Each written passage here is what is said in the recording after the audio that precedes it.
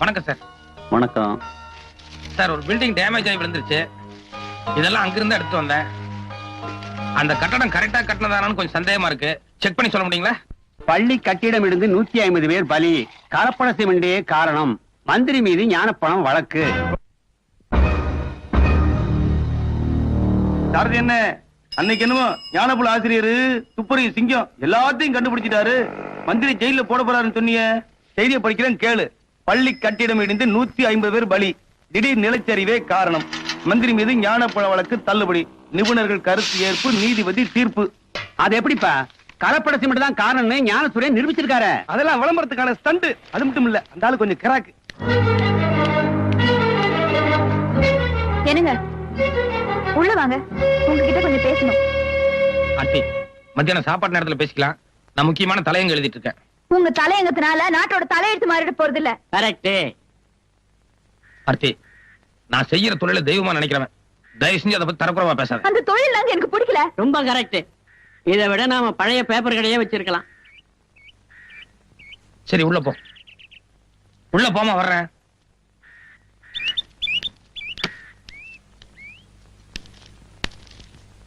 ஏன் ஆர்த்தி, என்ன ஆயிடுச்சுன்னு இவ்வளவு கோவப்படுற? ஊர்ல யாரோ எப்படியோ போறாங்க, அத பத்தி உங்களுக்கு என்ன? அன்னைக்கு ஸ்கூல் எடுத்து போச்சுன்னு போய் உதவி பண்ணீங்க, அத்தோட விட்டுற வேண்டியதானே.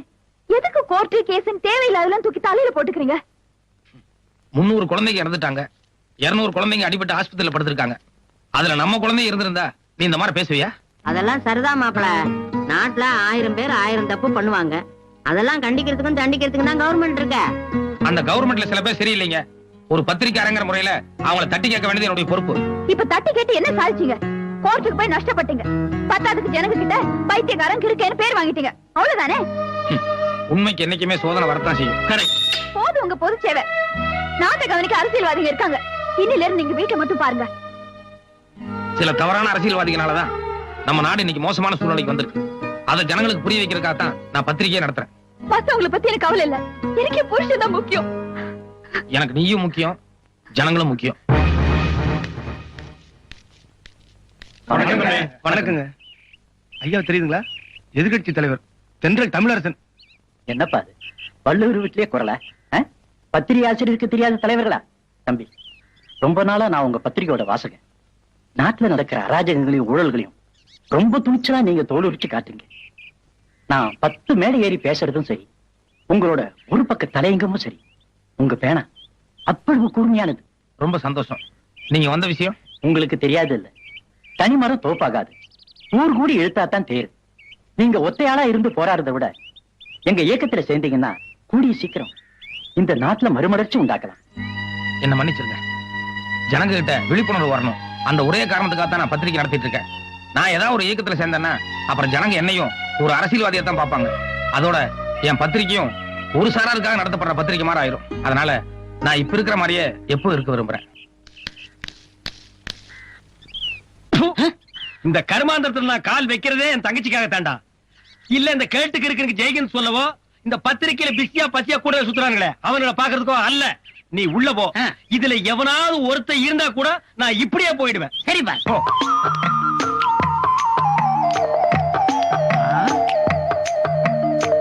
நல்ல வேலை யாரும் இல்ல.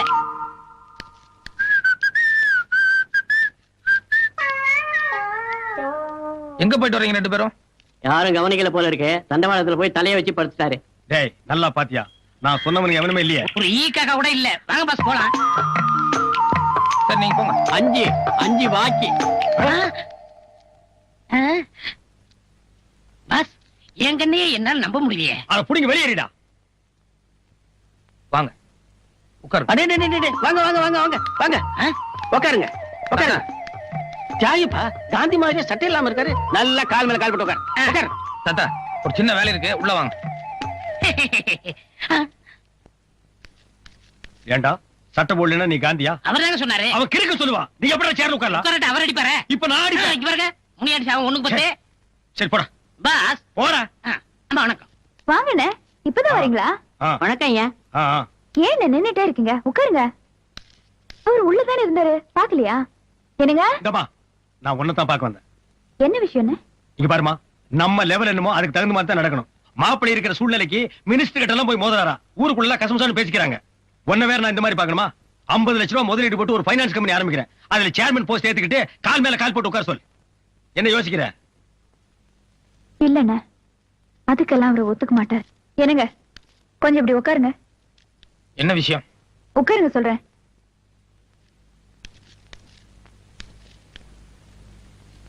அண்ணன் உங்ககிட்ட ஏதோ முக்கியமான விஷயம் பேசணும்ன்றாரு.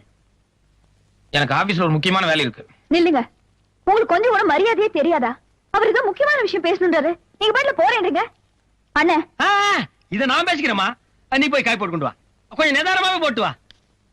மாப்பிள்ளை கொஞ்சம் கிட்ட வர்றீங்களா? பரவாயில்ல, அப்படியே சொல்லுங்க.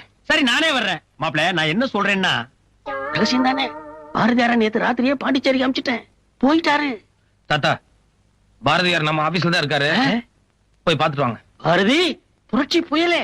மாப்பிள்ளை, ஆனை மேல ஏறலாம்னு உங்களுக்கு ஆசை இருக்கு, ஆனா குடுப்புன கழுத மேய்க்க கூட இல்லையே.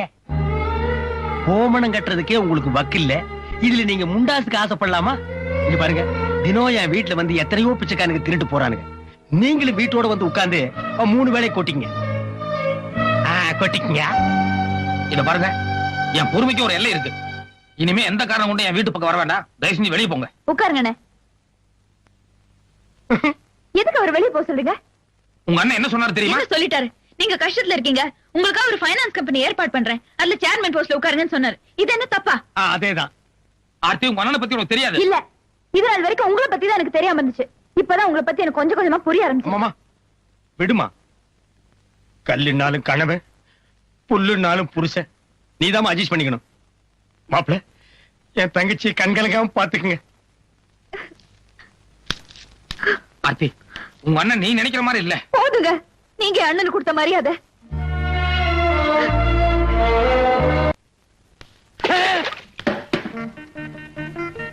அசையாத, ஒரு அடி அசைஞ்ச உன்னை உயிரோட எரிச்சிடுவேன்.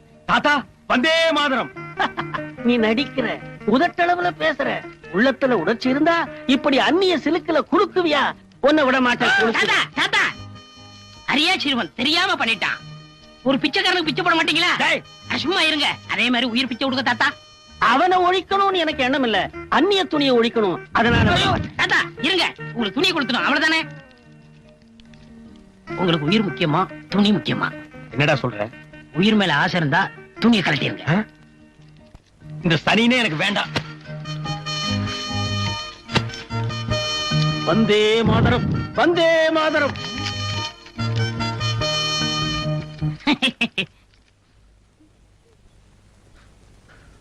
உட்கார். மாரிப்பா, உங்க அப்பா ஒரு ரிக்ஷா தொழிலாளி. எதிர்காலத்துல நீயும் ரிக்ஷா எடுத்தா நல்லாவா இருக்கும்? ஏழைங்க எல்லாம் படிப்படியா முன்னுக்கு வரண்டா. ஏதோ ஒரு 5ஆம் கிளாஸுக்கு போய் 1 வருஷம் 2 வருஷம் ஃபெயில் ஆவாங்க. நீ 1ஆம் கிளாஸ்லயே 5 வருஷமா உட்கார்ந்தா எப்படிடா? கணக்கு கூர்ந்து கவனிக்கணும். இத பாரு, 10 இருக்கா, இதுல 5 போகுது. 1 2 3 4 5 போச்சா? மீதி எவ்வளவு? 6. 6 எப்படிடா வரும்? 5 தான்டா. 1 2 3 4 5. நீ என் கை நீட்டி என்ன? 1 2 3 4 5 6. 6. நீ சம்திங் ஸ்பெஷல். உன் விரல்ல என்ன வேண்டாம், என் விரல்ல என்ன? இதுல 6 இருக்கா? 6ல வந்து இப்ப 3 போகுது. 1 போச்சு, 2 போச்சு, 3 போச்சு. மீதி எவ்வளவு? நல்லா என் விரல்ல எண்ணி பார்த்து சொல்லு. என்னங்க, கொஞ்சம் உள்ள வாங்களேன். குழந்தைங்களுக்கு பாடம் நடத்திட்டு இருக்கறமா, தயவு செய்து தொந்தரவு பண்ண வேண்டாம். மாரிப்பா, 3 போச்சுன்னா மீதி எவ்வளவு? என்னங்க? நல்லா பார்த்து சொல்லு. என்னங்க, உங்ககிட்ட ஒரு முக்கியமான விஷயம் சொல்லணும். ஏற்கனவே முட்டை வாங்கிட்டு வந்திருக்கான், கொஞ்சம் பாடம் நடத்த விட. ப்ளீஸ், ஒரு நிமிஷம் உள்ள வாங்களேன். 1 நிமிஷம் கிடையாது, 1/2 நிமிஷம் கிடையாது. எதா இருந்தாலும் ராத்திரி 9 மணிக்கு மேல பேசிக்கலாம். 6 1 போச்சு, 2 பாப்பா உங்ககிட்ட ஏதோ தனியா பேசணும் போல இருக்கு. புரியாம பேசாதீங்க ஆயமா. ஏற்கனவே குழந்தைய சரியா படிக்க மாட்டேங்குது, இதுல வேற பாடம் நடத்தும் போது நீங்க வந்து தொந்தரவு பண்றது என்ன அர்த்தம்? இனி எந்த சுகாரா, இனிமே தினம் 8ல இருந்து 9 மணி வரைக்கும் தயவு செஞ்சு வீட்டுல இருக்கிற எல்லாரும் வெளியே போயிருங்க. 10 மணிக்கு மேல வந்தா போதும். இது பாருங்க, நான் ஒண்ணும் உங்களுக்கு கேபரே டான்ஸ் ஆடுறதுக்காக கூப்பிடல. டாக்டர்கிட்ட போனேன். டாக்டர் நான் கர்ப்பமா இருக்கிறதா சொன்னாங்க.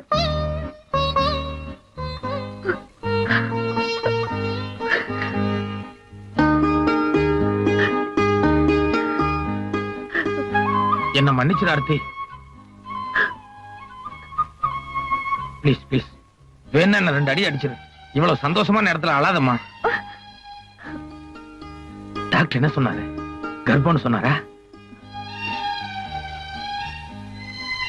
என்ன பாக்குறேன். இப்ப என்ன தெரியும்? ஒரு சின்ன அசைவு நெளிவு ஏதாவது தெரியுதான்னு பாக்குறேன். என்னங்க வேடிக்கை? போங்க போய் கணக்கு போடுங்க.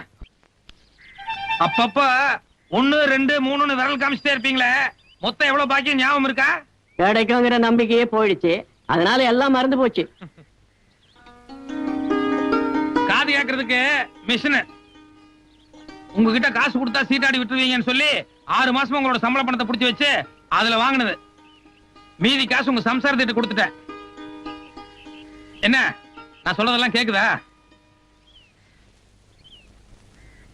ஏங்க அதான் உங்க மொத்த பாக்கி தீர்த்துட்டல, அப்புறம் இது என்ன கணக்கு? 5 பசங்களை பெற்றிருக்கேன், 10 வருஷமா செவிலா இருக்கேன். இதுவரைக்கும் ஒரு புள்ளியா அக்கறை எடுத்துக்கலீங்க. உண்மையிலேயே ஆசிரியரே, நீங்க தான் ஆசிரியரே, நீங்க தான். பரவாயில்ல, போய் வேலையை பாருங்க. எங்க உங்க ஹஸ்பண்ட் வரல? பின்னாலே வரேன்னாரு, இன்னும் வரல. No no, this is too bad. இது ஆபரேஷன் பண்ண வேண்டிய கேஸ். உங்க ஹஸ்பண்ட் கிட்ட பேசணும்னு எத்தனை தடவை சொன்னேன். ஒவ்வொரு வாட்டியும் இப்படி சாக்கு சொல்றீங்களே. அப்படி என்ன அவர் பிஸியா வேலை பாக்குறாரு?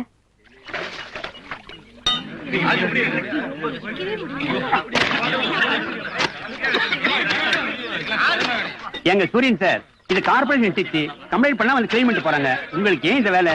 15 நாளா எவ்வளவு பெட்டிஷன் போடணுமோ போட்டாச்சு. நானே நேர்ல போய் 3 தடவை கம்ப்ளைண்டும் பண்ணிட்டு வந்தாச்சு. ஆனா அவன் கவனிக்கிற மாதிரியே தெரியல. இந்த ஏரியாவுல எத்தனை கர்ப்பஸ்திரீ பொம்பளைங்க இருக்காங்க, எத்தனை குழந்தைங்க இருக்காங்க. இப்பவே பாதி பேருக்கு மேல மலேரியா டைபாய்டு காய்ச்சல் வந்து ஆஸ்பத்திரியில படுத்திருக்காங்க.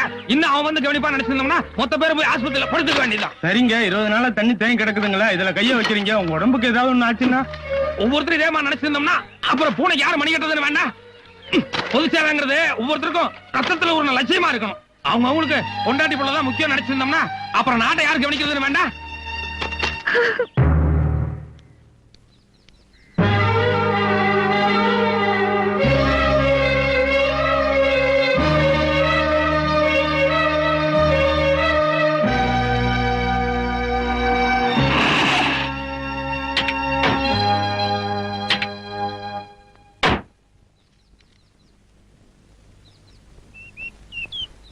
என்ன யோசனை பண்ணிட்டு இருக்க? உனக்கு என்ன காசு பணம் இல்லையா, கார் பங்களா இல்லையா? எல்லாத்தையும் உதறி தள்ளிட்டு இந்த புருஷன் தான் முக்கியம் வந்த. அந்த புருஷனுக்கு நீ முக்கியம் எல்லாம் போயிட்டிய. வேற ஒரு பொண்ணா இருந்தா என்னைக்கோ உதறி தள்ளிட்டு வந்திருப்பா. நீ காட்டி இவ்வளவு பொறுமையா இருந்த. புறப்படுமா?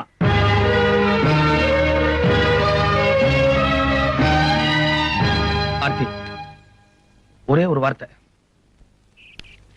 அன்னை கல்யாண பந்தல்ல ஒரு சாதாரண ஏழை பொண்ணு மாதிரி வாழ்ந்து காட்டுறேன்னு சொன்னேன். ஒரு சாதாரண ஏழை பொண்ணு இவ்வளவு வேகமா அண்ணனுக்கு போன் பண்ணி கார் கொண்டு வர சொல்லி வீட்டை விட்டு கிளம்பலாம்னு யோசிச்சுப்பார்.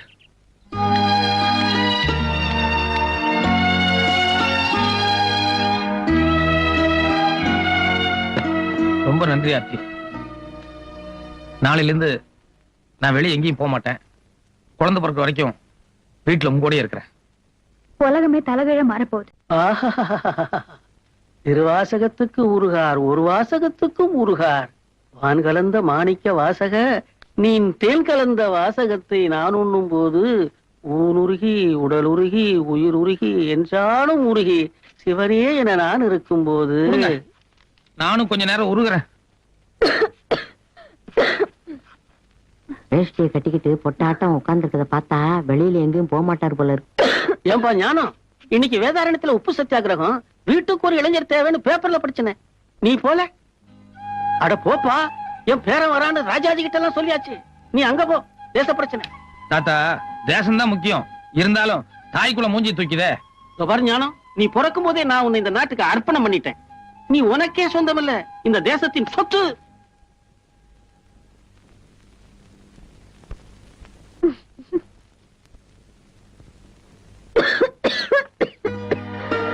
அழமா அந்த ஷெல்ஃப்ல சிறப்பு இருக்கணுங்க. ஏமா இது ஆயிப்போச்சு போல இருக்க, நான் வேணா போய் வாங்கிட்டு வந்துட்டுமா? இல்ல பரவாயில்ல, நீங்க சமையல கவனிங்க. நீ இருமிட்டே இருக்கிறியம்மா. சாயந்தரம் வாங்கிக்கலாம். நில்லுங்க, பொண்டாட்டி கேட்கறது கெட்டு போட்டும். அத பத்தி உங்களுக்கு கவலை இல்ல. ஆனா அந்த பைத்தியம் சொல்றது உங்களுக்கு வேத வாக்கு, அப்படிதானே? ஆர்த்தி 3 நாளா இருமிட்டு இருக்க, அந்த சிரப் குடிச்சியே நின்னதா?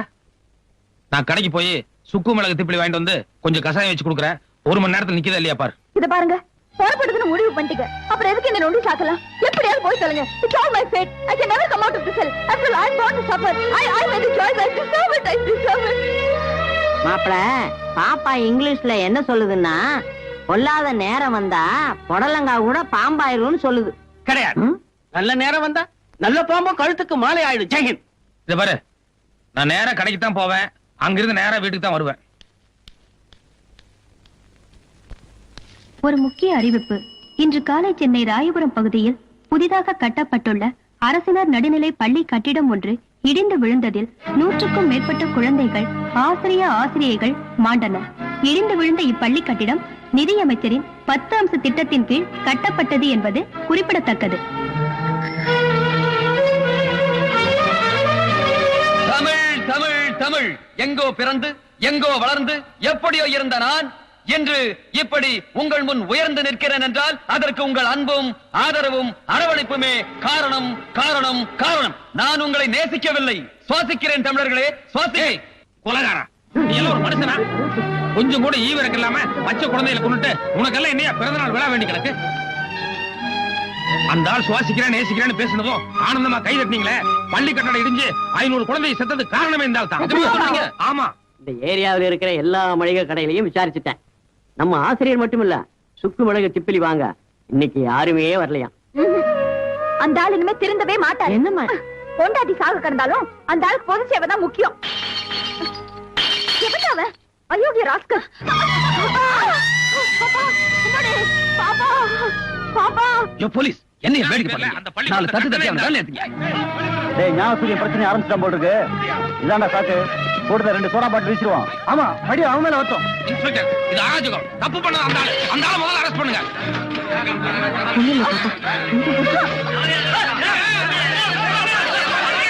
என்ன பண்றோம் கலடா? அதை ஏன்டா கேக்குறீங்க? அந்த ஞானப்பட ஆசிரியர் ஞானசூரியன் இருக்காரு, வழக்கம் போல மறியல் போராட்டம் ஆரம்பிச்சிட்டாரு. அந்த பக்கம் ஒரே கலாட்டா. அப்படி போகாதீங்க, அவனுக்கு இதே வேலையா போச்சு.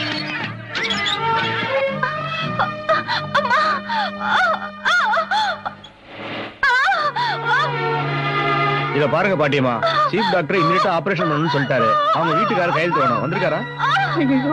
வரலன்னா எப்படிமா? அவர் கையெழுத்து இல்லாம ஆபரேஷன் பண்ண முடியாது. யாராவது அனுப்பிச்சு சீக்கிரமா கூட்ட சொல்லுங்க.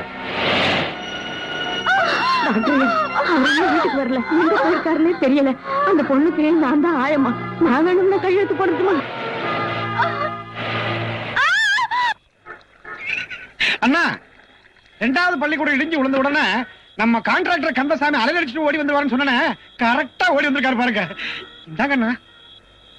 என்ன இத்தனை குழந்தைங்க செத்து இருக்காங்க, இப்பவும் நீ வாய மூடிட்டு சும்மா இருக்கேன்னு என் பொண்டாட்டி பிள்ளையில காரி துப்புறாங்கண்ணா. இப்ப என்ன பண்ணலாங்கிற? ஸ்கூல் கட்டடம் கட்டின முறையில தான் தப்பு நடந்திருக்குன்னு போலீஸா கண்டுபிடிக்கிறதுக்கு முன்னால நாமளே போய் சரண்டர் ஆயிட்டா தண்டனை குறையும். அது மட்டும் இல்லாம குழந்தைங்க சாகாமையும் தடுத்துடலாம். ஓஹோ, அப்ப உன் கூட சேர்ந்து அண்ணனே சரண்டரா சொல்றியா? அண்ணா புறப்படுங்கண்ணா. ஐயோ, அப்படியே இல்லைங்க. என்ன இப்படி? அண்ணா, என் உயிரை போனாலும் நான் உங்களை காட்டி கொடுக்க மாட்டேன்னா. பள்ளிக்கூட எரிஞ்சதுக்கு முழுக்க முழுக்க நான் தான் காரணம்னு என் கைப்பட லெட்டர் எழுதி வச்சிருக்கேன்னா. இதை இப்பவே போலீஸ்ல கொடுத்து நான் சரணடைஞ்சிடறேன். என் பொண்டாட்டி பிள்ளைகளை மட்டும் நீங்க கொஞ்சம் பாத்துக்குங்கண்ணா. கந்தசாமி, முதல்ல அந்த லெட்டர் முடிச்சு பாக்கெட்ல வை. நீ போலீஸ்ல சரண்டர் ஆகிறதுக்கு முன்னாடி உன் குடும்பத்துக்கு என்னென்ன செய்யணுமோ அதை நான் இப்பவே செஞ்சு. என்னது இது? கீழே இப்பவே போலீஸ் ஜீப் வர மாதிரி சத்தம் கேக்குது. கந்தசாமி, கீழே எட்டிப்பார்.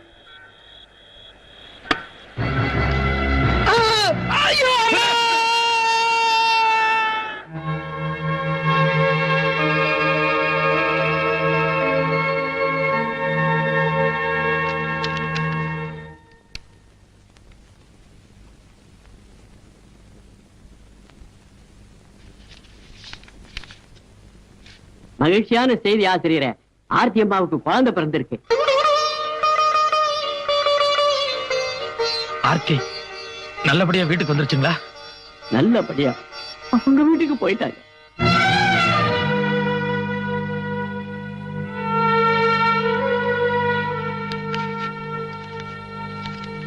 அது வேற ஒண்ணும் இல்ல, ஆர்த்தி அம்மா அவங்க கிட்ட விவாகரத்து கேட்டிருக்காங்க.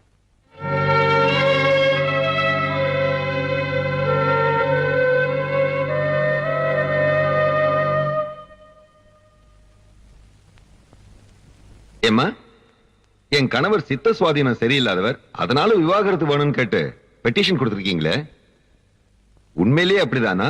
இல்ல அப்படி சொன்னாதான் உடனடியா விவாகரத்து கிடைக்கும்னு சொல்லி உங்க வக்கீல் சொல்லி கொடுத்தாரா?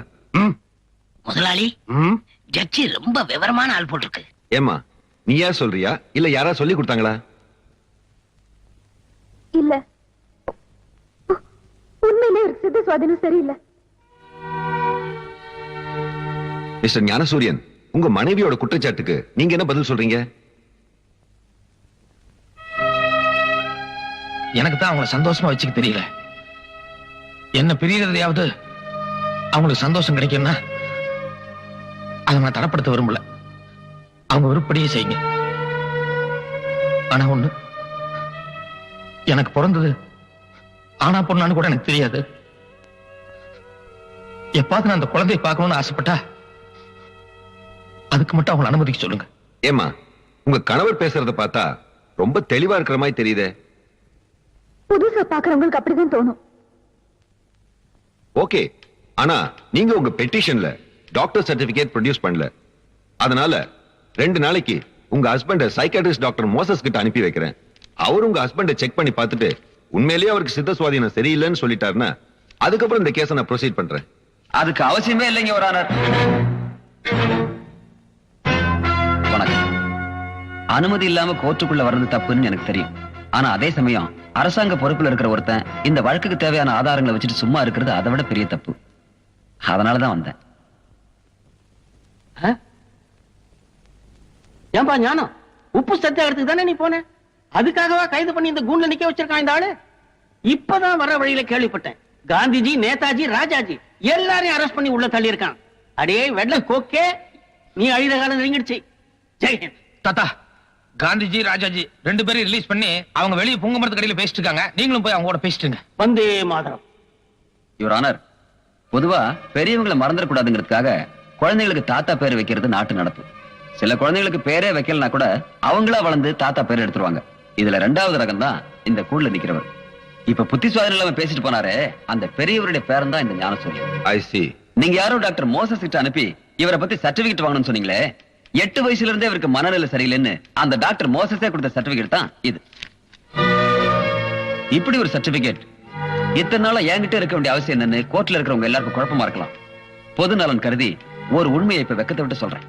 இந்த ஞானசூரியன் வேற யாரும் இல்ல, என்னுடைய மகன் தான். இல்ல, இவன் எங்க அப்பன் கிடையாது. இவன் ஒரு அயோக்கிய, இவன் ஒரு கொலைகாரன், இவன் ஒரு கொள்ளைக்காரன். இந்த நாட்டை உயிரோட விட்டு வைக்கவே கூடாது. Order, order. இவனை கொலை பண்றதால எனக்கு தூக்கு கிடைச்சாலும் பரவாயில்ல, என்னை விட்டுருங்க. I say you stop it. Your honour, இந்த ஆளை பத்தி உங்களுக்கு தெரியாது. இந்த ஆள் சமுதாயத்துக்கு விஷம் மாதிரி. Stop it. நீதிமன்றத்தை மதிக்க முதல்ல கத்துக்குங்க. இந்த வழக்கை பொறுத்தவரை குற்றம் சாட்டப்பட்டுள்ள ஞானசூரியன் சித்த சுவாதீனம் சரியில்லாதவர் என்பது தகுந்த அத்தாட்சிகளுடன் நிரூபணமாகிவிட்டதால் ஆர்த்தியின் விவாகரத்து விண்ணப்பத்தை இந்த நீதிமன்றம் உடனடியாக அங்கீகரிக்கிறது. மேலும் இதற்கு முன்னர் வேறொரு வழக்கிற்காக இதே நீதிமன்றம் இதே ஞானசூரியனுக்கு சிறை தண்டனை வழங்கியிருந்தது. ஞானசூரியன் இப்போது மனநோயாளி என்பது நிரூபணமாகி உள்ளதால் அந்த தீர்ப்பை இந்த நீதிமன்றம் தள்ளுபடி செய்து அதற்கு மாறாக ஞானசூரியன் அரசு மனநல மருத்துவமனையில் தங்கி அவசியம் சிகிச்சை பெற வேண்டும் என்றும் இந்த நீதிமன்றம் உத்தரவிடுகிறது. அதோடு மனநிலை சரியில்லாத ஞானசூரியன் பத்திரிகை நடத்துவதற்கும் இடைக்கால தடை விதித்து இந்த நீதிமன்றம் தன்னுடைய தீர்ப்பை வழங்குகிறது.